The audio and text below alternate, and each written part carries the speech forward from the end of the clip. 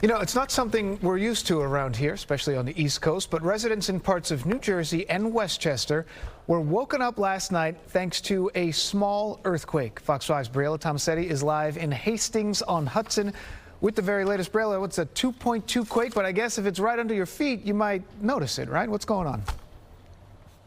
Yeah, Dan, good morning to you. Nothing monumental. I mean, I'm losing my words here. Basically, when it comes to earthquake, 2.2 on the Richter scale is very low. But for people in New York, you know, the Empire State is known for a lot of things. It's not known for earthquakes. That is certainly not one thing on the list. So people were really shocked. I want to give you a look around the general vicinity because it looks like a typical morning here in Westchester County. The sun is up, the birds are chirping, commuters are getting on the train, they're heading to work. We actually shouted at a few of them right before I went on camera asking, hey, did you feel anything last night?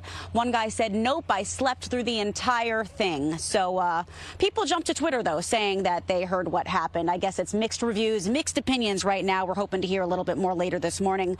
Just a few hours ago, though, a lot of people were in panic trying to figure out the source of a large rumble, later again confirmed to be that 2.2 magnitude earthquake. Seismologists from the United States Geological Survey, or USGS, have confirmed that the 2.2 magnitude quake was reported just before 2 o'clock in the morning, 1:53 a.m. to be exact. That tremor struck just south of Hastings on Hudson, a village about 10 miles north of New York City.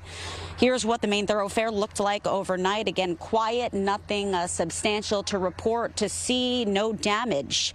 The earthquake was relatively shallow, just 6 miles deep, but tremors were still felt, according to this map, as far north as Peekskill, as far south as Queens, west into Bergen County, New Jersey, and east over the Connecticut border and in the Long Island Sound.